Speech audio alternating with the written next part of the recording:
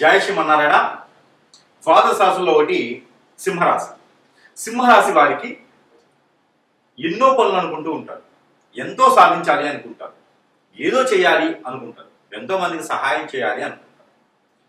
అలాంటి సింహరాశి వారికి అనుకున్న పనులు ముందుకెళ్ళవు, ఏం చేద్దామన్నా ముడిపడదు, ఎక్కడేమో ఒకడక్కడే ఉంటుంది, కాళ్ళేమో గడపలు దాటవు, కోరికలేమో కొండలు దాటుతూ ఉంటాయి.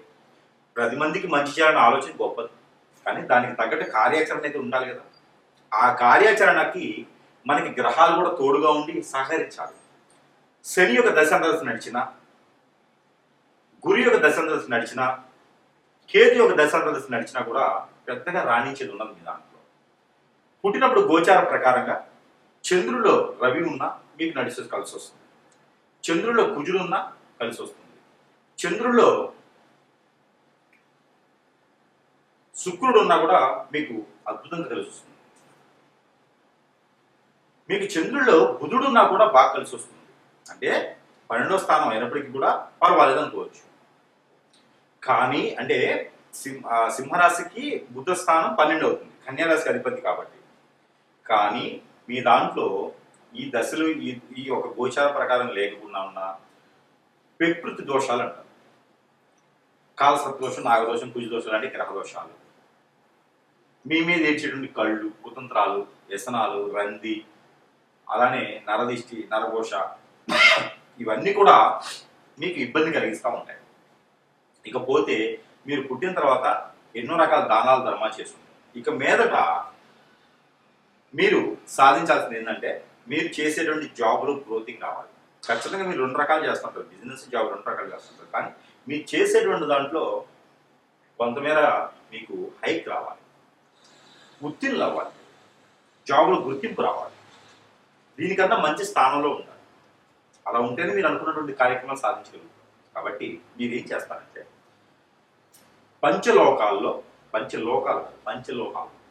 పంచలోహాలకు సంబంధించినటువంటిది దత్తాత్రేయ స్వామి వారి యొక్క ప్రతిమ తీసుకోండి, లలిత అమ్మవారి యొక్క ప్రతిమ తీసుకోండి. చిన్న రూపున్న, వెండిలో ఉండాలి, చిన్న రూపున్న విగ్రహం ఉన్న తీసుకొని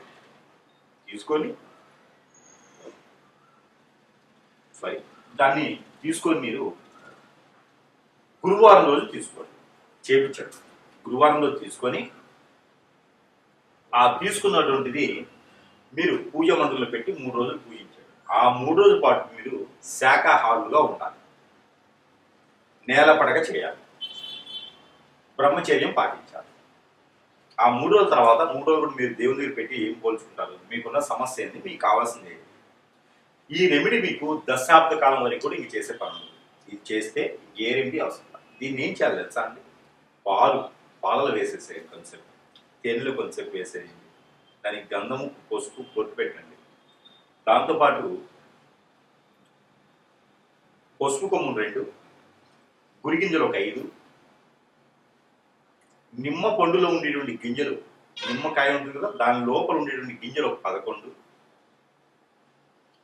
లక్ష్మీ గవ్వలు ఒక 4 తీసుకొని ముడుపు కట్టండి. ఈ 2 కూడా తీసుకుని వెళ్ళి లాకెట్ లేదా ప్రతిమ, అలానే ఇవన్నీ కూడా తీసుకుని వెళ్ళి ఎక్కడైనా ఆలయంలో సమర్పించండి. ఇదైతే ముడుపు ఆలయంలో ఎక్కడైనా చెట్టు గణితిలో కట్టే ఉంటుంది మీ సమీపంలో, ఏ ఆలయం సరే కట్టండి. ఇది తీసుకుని మీ ఇష్టదైవానికి, కులదైవానికి దగ్గర పెట్టేయండి ఆలయం. ఇలా చేస్తే మీకు దశాబ్ద కాలం వరకు కూడా ఎలాంటి పరిహారం చేసుకునే అవసరం లేదు. చాలా అద్భుతంగా ఈ పరిహారం మీకు పనిచేస్తుంది. ఎవరైనా మీ మీద తెలియక తెలిసి చెడు క్రియలు ఏమైనా చేయించుకున్నారు, ఇప్పుడు బ్లాక్ మ్యాజిక్, వశీకరణ, బాగముఖి, భానుమతి, యక్షిని, స్పిరిట్లు, మందు పెట్టుకోవడాలంటే ఏదైనా చేయించుండి మీ మీద చెడు వ్యసనంతో మిమ్మల్ని లాగేయాలని, మీరు నేల జారిపోవాలి అని, మీరు ఎదగకూడదు అని, మీరు బాగుపడకూడదని చాలామంది మీ మీద చేయించే క్రియలు ఉంటాయి. అవన్నీ కూడా పటాపంచలు అవ్వాలి కదా. మీరు ఏం చేయాలంటే వెండి గద, ఆంజనేయ స్వామి గద ఉంటుంది కదా, అది చిన్నదైనా సరే వెండిలో చేయించండి. ఇవన్నీ కూడా సొంత డబ్బులతో చేయాల్సి, అప్పు తీసుకొచ్చి చేయకూడదు, కష్టపడిన సొమ్మే కావాలి, మీ తెలివితేటలు సంపాదించిందే కావాలి. ఈ గదను చేయించి ఆంజనేయ స్వామి వారి యొక్క ఆలయంలో కనుక ఏదైనా మంగళవారం రోజున 1 కిలో సింధూరం తీసుకొని దాంతోపాటు ఇది కూడా దానం ఇవ్వండి, స్వామివారి పాదాచరణ పెట్టమని చెప్పండి. ఇలా చేసినట్టయితే మీరు ఎన్ని రకాల శని భగవానుడికి కానీ నవగ్రహాలు కానీ ఎన్నో రకాలటువంటి మీరు దారిద్ర్యాన్ని అనుభవిస్తూ ఉంటే ఇవి దామించినట్టయితే కనుక మీకు ఆ దారిద్ర్యం పోయేసి అష్టైశ్వర్య ప్రాప్తి కలుగుతుంది. మీ ఇష్టదైవం యొక్క కృపా కటాక్షలు మీ మీద ఖచ్చితంగా ఎల్లవేళలా మీ మీద ఉంటాయి. ఈ యొక్క చిన్న పరిహారం మీకోసం చేయండి. మనము ఎన్నో రకాలైనటువంటి సమస్యలతో ఉంటూ ఉంటాం. ఇల్లు ఉంటుంది, అద్దెకున్నా సొంతిల్లేనా, ఇంట్లో ఏదో నడవడికి, ఇంట్లో ఏదో కలిసి రాదు, ఇంట్లో ఏదో జరుగుతూ ఉంది ఒక సమస్య, అసలు ఇల్లే వాస్తు బాల రెండో సమస్య, ఇంట్లో కీచులు ఆడుకోవడం, ఇంటికే ఏదో చేయించారండి, చేతపడో ఇట్నడేమో ఏదో చేపించేశారు, ఇల్లు ఎదకుండా చేసేసారు, చెట్టు కొనుక్కోలు అయిపోయినారు, ఇంట్లో గొడవలు ఎప్పుడు అవుతున్నాయి, ఇంట్లో సుఖంగా ఉండడానికి లేదండి, ఏదో జరుగుతూనే ఉంది, ఇంట్లో ఏదో నెగిటివ్స్ ఉన్నాయి, చెడు క్రియ జరిగింది, ఇంట్లో అంతా నెగిటివిటీగా ఉంది. అలానే మనకి జాతకంలో కూడా బాగుండట్లేదండి, గ్రహాలు శోధించట్లేదంట, గ్రహాల యొక్క స్థితిగతులు బాగాలేవంట, ఇలాంటివి చాలా సమస్యలు ఉంటాయి. ఏ పనులు కూడా ముందుకు వెళ్ళట్లేదు, ఒంటరైపోతూ ఉంటాం, మనం అంతా చాలా ఒంటరైపోతూ ఉంటాం, అందరూ దూరమైపోతూ ఉంటారు, ఆర్థిక సంబంధించిన ఇబ్బందులు, ఎవరు మనం గుర్తించరు, వీళ్ళు తెలివితేటలు ఉంటాయి, బుద్ధిబలం ఉంటుంది, గుణబలం ఉంటుంది, మంచి వ్యక్తులుగా ఉంటారు, కానీ మిమ్మల్ని రాణించలేరు. మీరు ఎప్పుడు ఎదురు పెట్టి పీకుతూ ఉంటుంది ఏదో సమస్య. ఇందులోనూ పెళ్లి భార్య దూరం అవుతూ ఉంటుంది, భర్త దూరం అవుతూ ఉంటారు, పిల్లలు దూరం అవుతూ ఉంటారు, ఒక సమస్య పోయిందిరా బాబు అనుకుంటే రెండో సమస్య కొనుక్కొచ్చుకుంటా ఉంటారు. ఇక ఇంతే నా జీవితం. కొంతైనా ఉపశమనం కోసం కావాలి కదా మనకి. ఆ ఉపశమనం ఏంటంటే యంత్రం. ఈ యంత్రము లక్ష్మీ యంత్రం ఉంటుంది ఇందులో, కుబేర యంత్రం ఉంటుంది ఇందులో వాస్తు యంత్రం ఉంటుంది, ఇలా 9 రకాల యంత్రాలు ఉంటాయి ఇందులో. ఈ యంత్రం కనుక మన ఇంట్లో పెట్టుకున్నట్టయితే కనుక ఏ వాళ్ళకైనా పెట్టుకోవచ్చు, దేవుడి మందిరంలో పెట్టుకోవచ్చు, దక్షిణ వాళ్ళకి, తూర్పు వాళ్ళకి, పడమర వాళ్ళకి, ఉత్తరం వాళ్ళకి, ఏ వాళ్ళకైనా పెట్టుకోవచ్చు, హాల్లో పెట్టుకోవచ్చు, బెడ్రూమ్లో పెట్టుకోవచ్చు, పూజా మందిరంలో పెట్టుకోవచ్చు, కిచెన్లో పెట్టుకోవచ్చు, ఎక్కడైనా పెట్టుకోవచ్చు, డైనింగ్ హాల్లో పెట్టుకోవచ్చు. ఇది ఒక యంత్రాన్ని ఇంటి లోపల పక్కన పెట్టుకోవాలి, వాళ్ళు తగిలించుకోవాలి. ఈ యొక్క యంత్రము చాలా వాల్యుబుల్. ఇందులో మనం పూజించి మరీ ఇస్తున్నాం. ఇది మన ప్రేక్షకుల కోసము పూర్తిగా నా తరపు నుంచి ఉచితంగా ఇస్తున్నాను. ఈ యంత్రాన్ని పూర్తిగా ఉచితంగా మన ప్రేక్షకులు అందరూ బాగుండాలి, అందులో వారే ఉండాలి ఒక సంకల్పంతో, శుభ సంకల్పంతో ఈ యొక్క యంత్రాన్ని నేను పూర్తిగా ఉచితంగా ఇస్తున్నాను.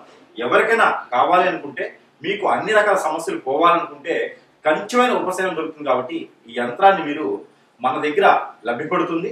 మీకు మీ వద్దకు చేర్చేటువంటి రుసుములు మాత్రమే నేను తీసుకుంటున్నాను, అంటే దారి ఖర్చులకు మాత్రమే తీసుకుంటున్నాను తప్పితే యంత్రానికి మాత్రం డబ్బులు తీసుకోవట్లేదు, ఉచితంగా ఇస్తున్నాను. ఎవరికైనా కావాలంటే కూడా సంప్రదించండి. ఈ యంత్రంకి ధూప ద్వీప నైవేద్యం పెట్టినా పెట్టకపోయినా పర్వాలేదు, 3 రోజులు పెడితే చాలు.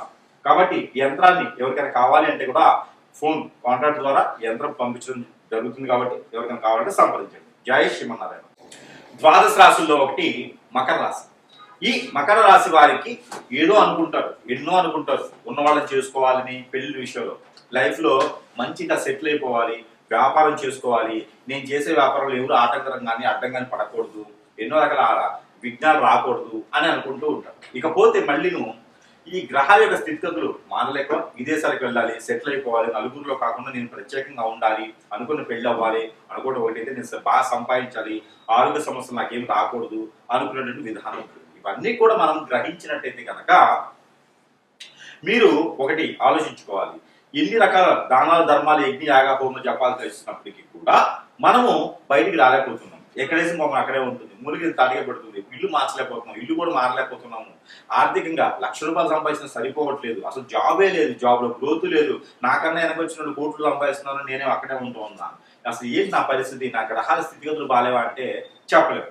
గ్రహాల స్థితిగతులు బాగానే ఉంటాయి. ఆ గ్రహాలు సానుకూల పడేందుకు మీరు చేస్తుంటారు దానాలు ఎప్పుడో ఎక్కడో, కానీ అవి కూడా ఫలించట్లేదా? ₹1,00,000 ఖర్చు పెట్టి హోమం చేశారా, యజ్ఞం చేశారా, అవి కూడా పటామంచులు అయిపోతున్నాయా? ఏం ఉపయోగం ఉండట్లా. కాబట్టి మీరు ఏం చేయాలంటే పంచలోహాలు ఉంటాయి. పంచలోహాలు అంటే రాగి, వెండి, ఇత్తడి, ఇనుము, బంగారం, ఇలాగా పంచలోహాలు ఉంటాయి.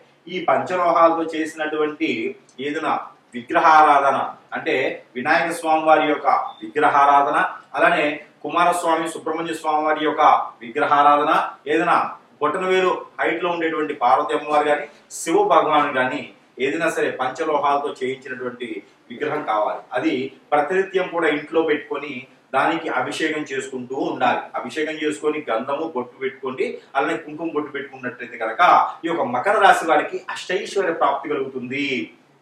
దానితో పాటు మీరు అనుకున్నటువంటి కార్యక్రమాలు ముందుకు వెళ్ళేలాగడం, దానితో పాటు డబ్బు ఆదాయ వనరులు వచ్చేలాగా కనపడుతుంది. కాబట్టి ఆ పరిహారం చేసుకోవాలి. మరొకటి, గురి గింజలు ఒక 5 తీసుకొని ఏ కలర్లో ఉన్నటువంటి గురి గింజలైనా పర్వాలేదు, అవి 5 కూడా ఈ యొక్క విగ్రహం వద్ద పెట్టండి.